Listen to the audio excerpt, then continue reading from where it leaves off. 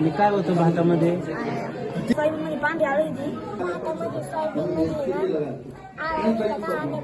भातात काढ्यात आळा नाही. भातामध्ये आळ्या निघल्या. ही घटना लागोपाठ 3 वेळा घडलेली आहे. नगर तालुक्यातील सोनेवाडी येथील जिल्हा परिषदेच्या एका शाळेमध्ये शालेय पोषण आहारातील खिचडीमध्ये चक्क आळ्या निघाल्या आहेत. आळा निघला. फोटो ही फुटेज आपल्या मुलांनी फोटो काढले 2 केले, त्याच्यात आळा समक्ष दिसतात. लोंढे मॅडम म्हणल्या का काढ्यात. मग तुमची काय मागणी आहे आता? आमची मागणी ही लोंढे मॅडम निलंबित करावी ही मागणी अनेक पालकांची इच्छा. दरम्यान या प्रकारानंतर काही सामाजिक संघटना व संबंधित विद्यार्थ्यांच्या पालकांनी शाळेत जात मुख्याध्यापकांना याचा जाब विचारला आणि दोषींवर कारवाई केली जावी यासाठी आंदोलन देखील केलं. एवढीच आहे की शाळेच्या संदर्भात जी कमिटी आहे, कमिटीचं लक्ष पाहिजे. गावातील विद्यार्थ्यांना शाळेमध्ये शिकवतात की नाही शिकवत, याच्या अगोदर पण अनेक प्रकार घडले. एका मुलाला धान्याच्या कोटीमध्ये कोंडून ठेवलं होतं मुलांनी. शिक्षकांचं लक्ष पाहिजे. आम्ही वारंवार यांना सूचना देत आहे, ज्या आम्हाला शाळेत आढळत आहे त्याच्याविषयी आम्ही चर्चा करत आहोत, पण आमच्याकडे दुर्लक्ष केलं जात आहे. अखेर शिक्षण विभागाच्या अधिकाऱ्यांनी आश्वासन दिल्यानंतर हे आंदोलन मागे घेण्यात आलं. त्याचं झालं असं की सोनेवाडी येथील जिल्हा परिषद शाळेतील मुलांना 19 ऑगस्ट रोजी शालेय पोषण आहार वाटप करण्यात आला. त्यामध्ये आळ्या आढळून आल्या. सदर घटनेची ही 3री वेळ होती. तर ही घटना लागोपाठ 3 वेळा घडलेली आहे.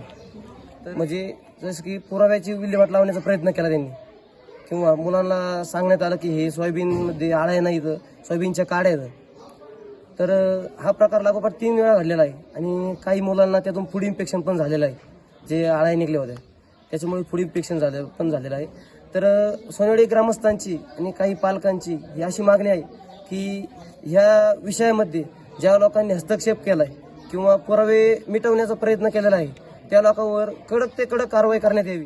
दरम्यान ही घडलेली घटना शाळेबाहेर जाऊ नये म्हणून शिक्षकांनी मुलांच्या हातून आहार हिसकावून घेत त्याची विल्हेवाट लावली आणि प्रकरण दाबण्याचा प्रयत्न केला. मॅडम म्हणल्या तसं काही नाही, ते पांढऱ्या काढायचं आणि भात फेकून दिलं, म्हणजे भात फेकून द्यायला लावलं होतं.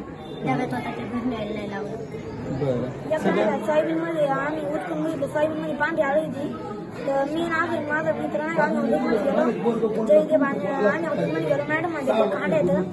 मग वर्गात आम्ही घरी चालवलं की सोयाबीन घरच्या दाखवलं, पण आमचे सोयाबीन हिसकून घेतली आणि फेकून दिले आणि मग डबे मोकळे गेले मागून.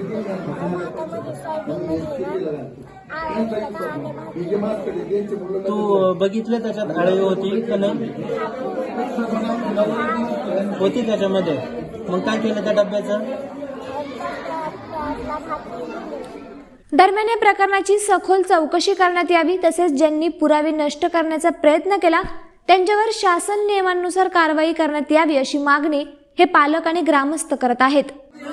3 वेळा तर मुलांच्या आळ्यात भातात आळा दाबायचा प्रयत्न त्यांना तुम्ही शौचालय तुम्ही पालकांना सांगायचं ना, शाळेचे ग्रुप आहे सर, ग्रुपवर तुम्ही सगळ्यात विशेष म्हणजे तुमच्या मुलांचे फोटो माझ्याकडे. टाक्यात होतानी, टाक्याच्या वर उभं राहतानी, पाणी सोडतानी, म्हणजे मुलं तुम्ही कामाला आणलेत का? तुम्ही ज्यानंतर मुलं 17च्या उचली तुमचे भात साफ करते त्याच्याकरता मुलं पाठवतात आम्ही शाळेत.